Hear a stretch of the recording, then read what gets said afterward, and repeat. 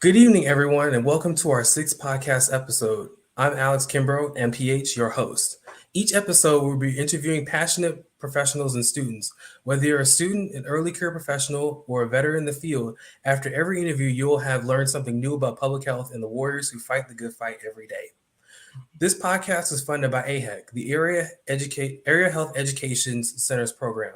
AHEC is a federally funded program established to improve the supply, distribution, retention, and quality of primary care and other health practitioners in medically underserved areas. AHEC provides support services for information dissemination on healthcare issues and participates in the collaborative community-based research. So our guest tonight is Dr. Eboni-Price Haywood, MD, MPH, FACP. Dr. Price Haywood is the medical director at the Ochsner Xavier Institute for Health Equity and Research and leads its efforts to better understand and address health equity and inequity in Louisiana. She is the former director of the Center for Outcomes and Health Services Research at Ochsner Health, where she led a system-wide research center whose goals is to accelerate discovery of knowledge concerning clinical cost effectiveness of healthcare delivery innovations, translate research into practice, and disseminate research findings to improve clinical, administrative, and policy decision-making. Dr. Price Haywood has spent her career as a primary care physician focusing on disease prevention, health promotion, and care delivery improvements with a particular focus on addressing health disparities and advancing health equity. She has also held key leadership roles within the Society of General Internal Medicine as an elected council member, as a co-chair of the Health Equity Commission, and as editorial board member of the Journal of Internal Medicine. Dr. Price Haywood earned her MD from Johns Hopkins School of Medicine and an MPH at the Johns Hopkins Bloomberg School of Public Health. Welcome to the podcast, Dr. Price Haywood. Good evening. Thank you for having me. Yeah, thank you. It's a pleasure to meet you and have you on this podcast today. So this is the next section. We'll be talking about some things, but let's jump quite into the interview. So how did you get into medicine? I mean, you have such an extensive background. It's really cool. And so, I mean, what was your journey like from, the beginning till now? So like most people, the career path that we choose really is related to your childhood experiences. There's something that drives you in a certain direction. And for me, the interest in medicine really was originally that my father died of cancer at the age of 35. I was 11 years old. He had metastatic cancer disease and died 4 months after being diagnosed. So at the end of the day, the original interest or introduction into medicine, unfortunately, were those circumstances, but it did motivate me to go into medicine with the intent originally was to cure cancer. That's what I thought I was going to do. But clearly, as you said, I'm a primary care physician. So something happened along the way where I decided not to be a specialist and to go into public health. So my journey is such that was my introduction. I also am born and raised in New Orleans, come from a background, low-income background, working household. So a lot of our healthcare was in the state health system, the charity hospital system. That's where I was born. So my introduction to medicine was in that setting, but I knew that I wanted to leave the state and train elsewhere. And so that's what I did. And so when I got into my medical training, it was in East Baltimore. And if you're familiar with the Baltimore area, East Baltimore is a part of town that's most impoverished. And so in this privileged hospital system where I'm learning to be a doctor, I was actually struck by things related to substance abuse and trauma, crime-related trauma, and other things based on the area where we were training. And really for me, I realized it was a privilege to be training in this environment. But at the same time, I realized there was a lot about the patient population that I connected with because of my own background. And also the patients connected with me. So there's a different aspect of their care as a medical student that I was privileged to hear their stories in a way that's very different than your typical medicine exposure and training. So I went off after medical school, went to Houston at Baylor College of Medicine, where I did my internal medicine residency training for 3 years. There, it was a new added experience in dealing with immigrant populations, people from Honduras, Mexico, and other areas, a lot of folks that were migrant farmers in Texas. And so a lot of the things that I saw in terms of their access to care, basically limitation, had to do with the fact that they're immigrants, not citizens, and therefore not entitled to a lot of things. There's also the language barrier and things that happen when the patient doesn't understand what's happening to them. So at that point in time, I went through some changes, just being really struck by I'm learning medicine to practice a certain way. I'm learning to think about the person in front of me, to be a clinical diagnostic, expert, or at least try to anyway. But what was important were all these social circumstances that put the patients at risk for the complications that they were presenting to the hospital for. And at the end of the day, I felt like all I was doing was learning how to put a Band-Aid on something, but not really understanding the problem. And so after residency training, decided to go back and get a master's in public health. Now, I could have done that in med school, but at the time I was like, what's public health? I don't know what that has to do with what I'm trying to do. So I didn't appreciate it at the time, but it was actually after my experience and just looking at the entire experience, my father's experience, my own experience with the healthcare system, and then training, where I realized there was something different that I wanted to do, a different focus that I wanted to have. And so I went back to Johns Hopkins to get that master's in public health and also do some training and research. It was there when I started learning about health disparities research. And really, my mindset was to focus not on describing the problem, but to be solution oriented. And hence, you had mentioned earlier that I do work in health services research and outcomes research. Well, that's where that background comes from, is me looking to have research that has immediate impact on health service delivery. So after that training, and for those of you, who are familiar with history, 16 years ago, I think it was, or 17 years ago now, what natural catastrophe occurred in the New Orleans area where I'm based? Hurricane Katrina. Yeah. That destroyed the entire healthcare system. That destroyed all sorts of neighborhoods, just schools, everything was destroyed. And we had to rebuild the city. Well, my role as a provider and a teacher at Tulane University School of Medicine was to find a place for our medical students and for our residents to train. And so it was a perfect opportunity to start shifting the way we think about medicine. Historically, patients who are from low-income backgrounds, no insurance, they use the emergency room like it's a primary care clinic, right? It's not the place to go. So this was an opportunity for us to shift care away from the emergency departments. And so myself and a number of healthcare providers in the city did a lot of health policy work around increasing access to primary care, expanding Medicaid. We were part of all that work that came out with the expansion with the Affordable Care Act under President Obama. And with all that work, it was a lot of work, a lot of dedication, about 9 years of work of trying to rebuild, but shifting the way we think about medicine and also integrating public health into how we deliver what we do for the population. So a lot of work with community health workers as part of our care teams to address social determinants of health. Then I had a little burnout from doing all that. And I decided to get back to my roots in research. And that's how I ended up at Oxford Health and building up the Center for Research there. My current role as a medical director for the Health Equity Institute with Xavier is a result of the pandemic, yet another public health crisis, right? And so going back to my roots in research and public health, was very engaged in that work and bringing attention to the disparities that have long existed but have not been paid attention to. And with all of my experience in learning and training and clinical practice, worked with colleagues at Xavier to establish this institute and have a comprehensive way of tackling health inequities. And it's not just healthcare. Most of what makes people sick happens before they ever see a doctor. And so dealing with a framework that, again, is addressing social determinants of health is the foundation of the work that we're doing now.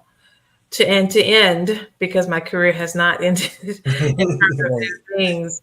Now I'm a part of a healthy, what we call a Healthy State 2030 initiative, which is our goal of improving the rankings of the state of Louisiana over the next 10 years, because we've always been ranked 49th and 50th.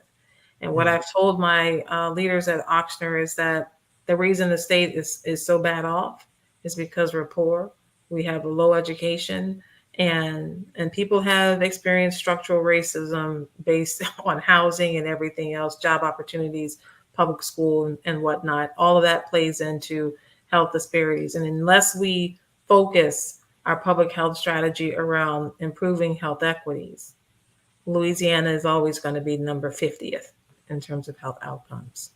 So I'll pause there. But what I hope my story just explains is that you may start off thinking that there's one path that you want to take, but there are things that happen in life that will give you basically be like a fork in the road. And you have to decide, are you going to go right, left, or are you going to go straight ahead and create the pathway that's best for you? And when I look back on each of those events that caused me to shift what my mindset was, it was because I was the kind of person who wanted to set the pathway. But I used all of that training and skill set to do that and to really focus on integrating public health with medicine. Wow, that's a wonderful background. Like, you've been all across the country doing so many wonderful things, and like, especially the part where you're talking about health disparities, it resonates with me. So we're based in Chicago, so we're like, we're like in Chicago. So some of the things I've heard about other cities, about the impoverished areas, and how there's issues with immigration and getting care. It resonates with me because it's definitely seen out up here in Chicago. I work in clinics, and so we definitely see these people. We see patients from our communities who are not equipped with the information or the services they need, to remain healthy. So it definitely resonates with me, because that's kind of how I got to where I am too. Is that like, quick shortly of just say that like a lot of the times we would be in Chicago, or I would go from, there's a difference in like life expectancy, and there's a difference in just structural environment when you move to the north, from the north side of Chicago to the south side. And seeing that, and I was questioning why that is, kind of spurred me in a similar direction, because I see that on the south side there's a lot more vacant lots and run down buildings and no food places to eat. And on the north side, you have everything you could possibly ever wish. It's the haven up there. So I think that's how I've also gotten into it. And like I said, what you were saying about seeing patients and seeing the structural inequities and stuff really did resonate with me. And so about the research, though, I'm also research minded. I'm really excited about getting into research this fall when I do start my PhD. Can you tell us a little bit about some of the research projects that you've worked on so far in your position or past positions? So it's a combination of what we call outcomes research and health services research. So health services research is focused on different aspects of the delivery of care, right? What happens to you when you walk through the door. Outcomes research is looking at specific types of measures like mortality, morbidity, multiple chronic conditions and all the complications that go along with that, quality of life and other measures, patient experience. So there's a very diverse set of things that you can look at with that scope of research, but it's on that end of research that they call more the translational research, where not the bench research, but stuff that's happening in the clinical setting. And so that's the kind of work that I do. Obviously, because I'm a clinician, that's what matters most to me in my realm, is how can I help myself and my colleagues do a better job in patient care. So that's been my focus. So in terms of more recent research, it ranges from doing data only, so epidemiology, population level type kind of research, to actually clinical trials that are funded by the National Institute of Health. And so more recently, I'm actually closing down a 4-year study that was focused on patients on chronic opioids for non-cancer pain who have comorbid depression and anxiety, and using a model embedded within primary care that includes the community health worker to do with case management, social determinants of health, clinical pharmacist, the licensed clinical social worker, and a consulting psychiatrist. So the idea behind that project was a lot of people with chronic pain also have depression and anxiety. And if we are not attending to those other concerns, you can't expect that the patient's pain management is going to improve. So it's more trying to have a holistic approach to pain management with the focus not on changing people's medications for pain, but focusing on the psychiatric conditions they have that may exacerbate, the pain management. So that's something that we are closing down. We have not published that work yet, but it did influence the model of behavioral health in primary care at Ochsner. So a lot of what I do, as you said earlier, is I do design research projects that I know are of interest to the system leaders. And the research allows me to collect information that they otherwise probably wouldn't have the capacity to collect, but also informs their operations, their finances, and all sorts of things in addition to the clinical model. So we're in the midst of analyzing that. Something we're starting up, another NIH study, is based on a digital health technology, where we previously conducted an obesity management and primary care study that used a health coach that was embedded in the clinic, and it was face to face. And what we found in that study, although we were able to successfully get patient compared to the control, there was an attrition rate where only 75% of the people were able to adhere to the intervention. And when you take a closer look, it was people who were Medicaid, may have had transportation issues and things like that prohibited them from being involved in this intense intervention. So now we're doing a 2.0 version where really it doesn't need to be in person. It's something that can be done over the phone with intensive health coaching, same schedule. But working with people, making sure that they have a smartphone, because there's information that's transmitted through the phone from your scale and other things, and graphics for people who may not be may not have high numeracy literacy, but like a stoplight type kind of thing where you can track your weight and see how you're doing, and then get specific coaching on what you need to do from an exercise or nutrition standpoint to kind of get your numbers going in the right direction. So we are kicking that off July 1st. And yet this is another study that's a part of our system strategy. So digital medicine and digital health technology, that is a way of scaling up interventions that can make it more convenient for all patients. What we have to surmount, or it's what they call the digital divide, where there are certain patients, because of where they live, they may not have broadband access. So you can't do like telemedicine video visits because the video is going to just, disconnect the call and stuff like that. So, but you can do a telephone call. So this intervention doesn't require video. Just get on the phone and talk to this person once a week for a certain period of time and then back off. And so we're doing that. And the last, probably the one that's more influential, that if you Googled my name and Googled COVID-19, there's one article that's going to come up that's been the most cited article that I've ever published, dealing with hospitalization and mortality among Black compared to white patients during the COVID-19 pandemic. And so that was published in the New England Journal of Medicine, which has a global audience. But that article is a good example of doing data-only studies that can be very informative. And quite frankly, it was part of why I'm doing what I'm doing right now for Ochsner and Xavier, was what reality that came out of that study that was well cited and well known. Yeah. That's a lot. I like the fact that a lot of the stuff that you're doing is multidisciplinary, and I like the fact that the research in the digital divide has always been something that's interesting to me as well.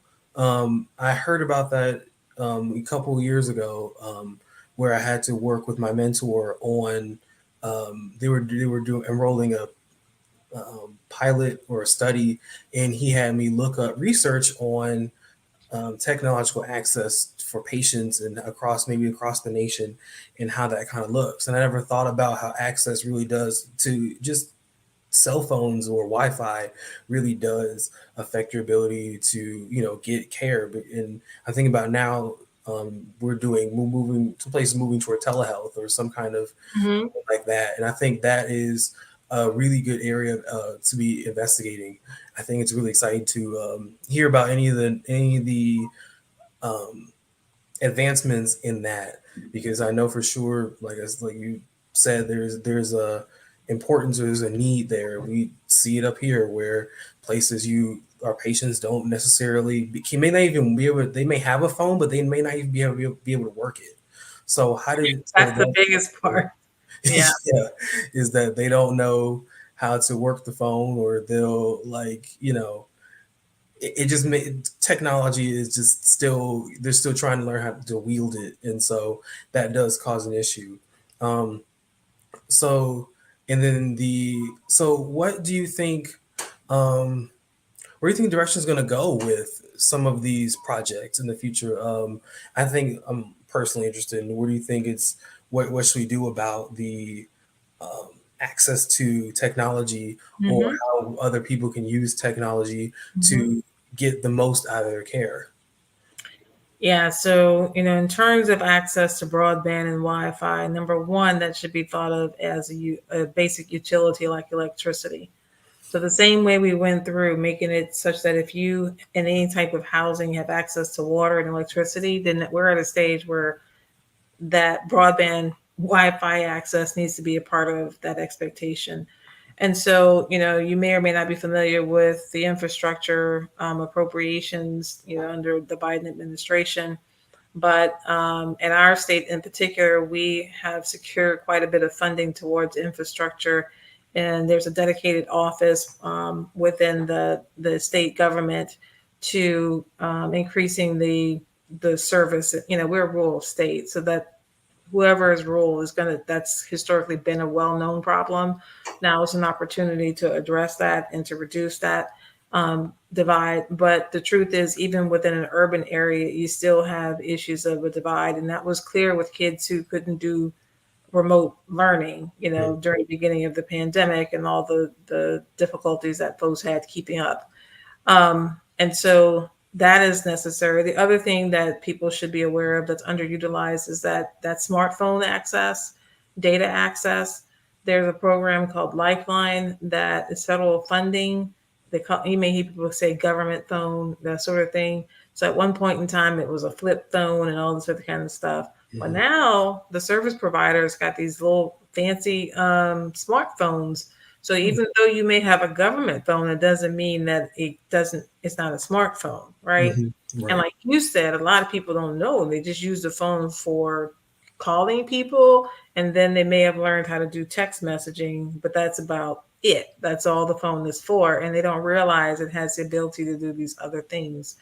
And so that's where getting your community health workers and other folks, even like just young college kids who want to volunteer and do something in the community, Mhm. people who are digitally savvy, have a program in place where we're going out to the community, not necessarily related to healthcare reasons, but just getting people onto technology for their phone, so that when they do have an opportunity to see a doctor and there's these programs that are going on, they won't be left behind because they're not comfortable with the phone, or no one's taken the time to teach them what to do about using the phone.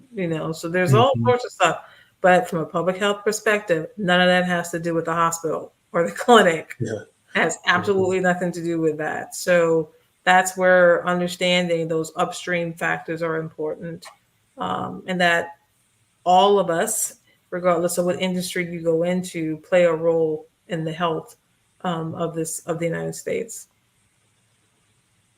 Yeah, that's very true. All of that is very important. Can you um, tell us, like, I think one of my next questions would be, um, what is probably one of the more what do you like most about your job? I think, or with your career or doing all this research, what like excites you the most about Mhm. doing all of this? I think one of the things, if I had to say what gives me joy, what's my driver, is that I'm the kind of person who wants to be an influencer and to influence change. And sometimes that means that you have to be the person who goes and start whatever that new thing is, and you have to build up the skill sets to do something from, scratch. Mhm. Build something from nothing and create something out of that. And so everything that I have described as it relates to what I've done after I completed my training, from response to Hurricane Katrina to building a research center at Ochsner, and then now formally leading a health equity strategy for the organization, and now taking on some larger public health opportunities for the state around the health. You know, in all of these situations, these are things that existed and an opportunity came. And so the question was, are you going to sit there and let it pass, or and try to wait until you're perfect before you take the jump?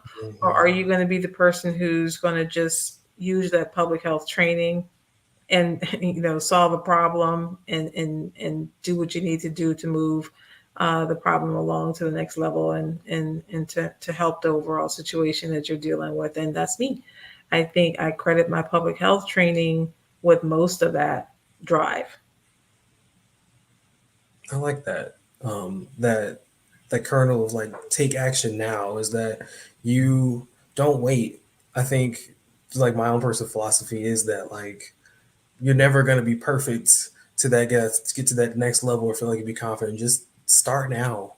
I think that's a really good thing to think about when we are looking at our audience. For any students that are interested, just go and do it. Start local, or just take that leap. I think you probably agree with that as well. I would, and I would say one of the things that limit us from being successful in life, or doing or having as much impact as we can possibly have, is really us. Yeah. Are you holding yourself back? Are you taking that opportunity? And I'm not saying jump out there and not have some plan Hmm. or not have some support to be successful. I'm not saying that, but I am saying when an opportunity knocks, you have to seriously consider whether or not um, you need to take it. And I would say that I strongly believe that everything happens for a reason. We don't always know what that reason is, but please be open minded and attentive to the possibility. And, if the urge is there, go for it. Yeah, I think that is true. Can you? I think I'm not thinking about that too. Yeah, because I think about personally how I had to do that too. Just take leaps to just try it. I wouldn't be anywhere near where I am now without looking at the taking those leaps and those guesses. Um, so for those students that are out there watching this podcast, what would you say to students and maybe even some professionals who are considering that next advancement to maybe medical director or getting into disparity research? What would you say? What would you give some kernels of advice to them if they want to go down a similar path as you? So some of the best lessons I've learned, but they were kind of late in my career, which I had Mhm. heard earlier, was number one, you have to know your purpose. Define what that purpose is. That's going to be your drive. Once you know what your purpose is, you do have to work on who's your tribe. That tribe is the people who are around you, who will support you and get in achieving your goal. They're the people that you have networked with to bring in whatever you need to be successful. So you have to have the purpose and you have to have your tribe. And without those two, you're not going to be very successful, right? Because you have to know what you want and where you're trying to go, and you have to surround yourself with the positive people who will help you achieve it. Hmm. Yeah, that's really good. I think yeah, that's something that takes a while. I think sometimes. I think when it comes to my like reflecting on my own, like I said, once again reflecting on me when it comes to public health, I knew my purpose was literally I just wanted to make a difference on the south side of Chicago. That Mhm. was really it. Like I wasn't sure how. I was coming out of graduate. Oh, sorry, I was coming out of undergraduate just a bachelor with a bachelor's in biology. I wanted to go to medical school, but that didn't work out. But I was very much like, I want to do something. That's just it. I want to change the South Side somehow. So to change living conditions or come up with research that we can, see houses and nicer lots and all that stuff in on the South Side. And I think I knew that's all I knew. But I found then I tried different things and went through, different careers, thinking about. Um, what was it, civil engineering, and then maybe be being a doctor, and I found public health. And also I want to say it was actually interesting where you're like, you heard public health, you're like, what is that? That was definitely like my whole undergrad experience was like, what is public health? Like I knew maybe one, maybe two people who were public health. And I was like, if I had known about public health in my like undergrad, I would have definitely been probably public health major. But at the time, I was maybe one or two people like they knew public health. I think finding the tribe was also really important for me too because it was very much um, having people that are behind me to support me. And I think definitely what we what we do is definitely driven by helped along by the people behind us. And as my parents say, or there's that old saying that no man is an island. This is Mm-hmm. definitely really echoes that is that we don't do things in a silo. We don't work on anything alone. Whether you recognize it or not, there's always someone behind you, and there are people that really want to see your success. And I always say I'm grateful for anyone, all the people in my life who have helped me get to where I am. Um, and I think that's really good advice. Those two things for people who really want to, you know, be in the same position of you and making these great changes and being a part of something greater than themselves. Um, One thing I'll say is that, what a lot of us lack is a mentor.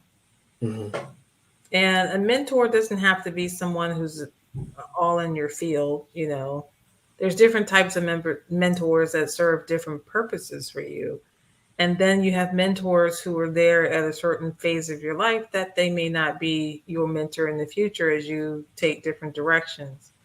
But the key is to figure out who around you, one, is interested in mentoring you, and what is it that they're going to give that's going to be mutually beneficial to you and themselves, right? Someone who's, like you're going into graduate school and they talk about doing scut work for somebody else whose lab you're working in and that sort of thing. mhm, Um, you know, Doing work for someone else that's benefiting only someone else is not mentorship.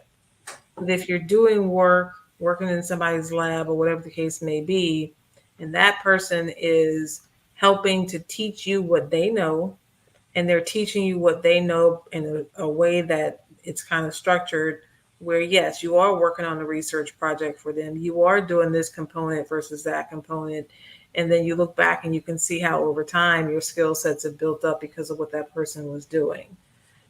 So be very mindful of seeking it. And I have to say, it's not that I've had a whole list of mentors. There's some very key people who I can mhm. think of who to this day were influential to me now, even though I would say I don't have the same level of mentorship that I did earlier in my career.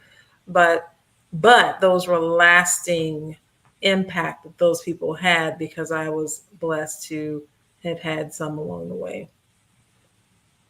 Yeah, mentoring that's one of my biggest components too. I think it's like a very important thing, and I always tell anyone just find a mentor, like whether you like just reach out, ask somebody. So um, anyone that you find interested in and all of that. So like you kind of mentioned, like now you touched on it. This is also this podcast is also about, we kind of talk about networking for early career professionals or students. Hmm. How important was networking in your career? Like what were the moves that you made Hmm. to, how did you what did like yeah what was your kind of your playbook, to try to put yourself out there, try to meet the right people, and um, get to where you were to be able to be on the platform to do the things you want to do.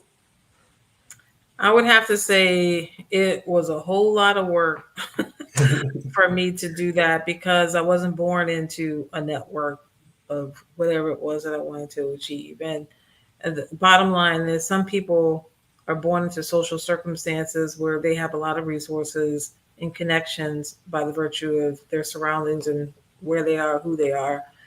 I didn't have that, right? So here I am trying to be a doctor, the first physician in the family, all that sort of stuff. There's no one who went and did it before me in my immediate family to tell me the do's and the don'ts of becoming a physician, how to be successful, and what things can kill your career. Didn't have all that. And so I and many others who go into that field um, find ourselves being slightly disadvantaged in the beginning because there's information you don't know. Mhm. Um, but part of your advancement is really being in tune to having a sense of who seems to care about you and your development and who does not. The people who seem to care about you are the ones where you should be reaching out for assistance. And even if that person doesn't have the direct connections that you need for them, they may be able to direct you elsewhere or connect you with their network of someone who can then help you with what you need. And so a lot of it was that, talking and saying what I need and what I want, what I don't have, and can you connect me with any of your whatever Mhm. network. And if people will naturally connect you if they see that you're a motivated hard worker, right? Because it's not going to be an embarrassment to them if they connect you with their network, right? Like, oh, Mhm. good kid, take care of her and help, and then you just kind of move along. But every place you go, every job that you have, whatever schooling level of schooling that you're going through, even with your professors. Okay, if we're all students listening in right now, your networking is through your professors. And so having a relationship with your professors for them to know what you're trying to achieve and help let them help navigate at that level to get you to the next level that you're trying to get to. But currently, that is your network, is your professors. Very influential. Very really good advice. Um, it's something, yeah, that definitely I had to learn was, ask your professors or just put your like. I think we've also heard things from other um, people on our show that say just put yourself out there. Just don't be afraid to do it. Put yourself out there. Know what you want to do, Mm-hmm. and things like that. And I think it really do. Um, yeah, I really do like that piece where you mentioned where you just when someone sees something in you, they'll take that chance. Um, or maybe on that career, they'll have you do bigger things Mm-hmm. because they have faith in you. I Mm-hmm. think that is one of my mentors was saying that like his mentor would have him, you know, do a speaking engagement for in his stead because he trusted him so much. Um, Yep. me, I'd be I'd be terrified. Like I'd be like, oh my gosh, what? But he was very much like if someone sees something in you, they'll take that risk. And I Mm-hmm. think that's a really humbling experience when you are the one, you know, put ahead of another person. Say, hey, I vouch that he or she can do X, Y, and Z. Please take him under your wing to do whatever. Mm-hmm. And I think that's a really good. It's a really humbling experience, and something that at least I don't take lightly, or I couldn't. It just be, you know, now it's the game's on. Right. Yeah. So Um, yeah, that's pretty much it. I really do thank you for taking the time out for meeting with us or talking to us today on the interview. Um, so once again, thank you all to all the listeners and watchers of our podcast, and we'll be back soon with another episode.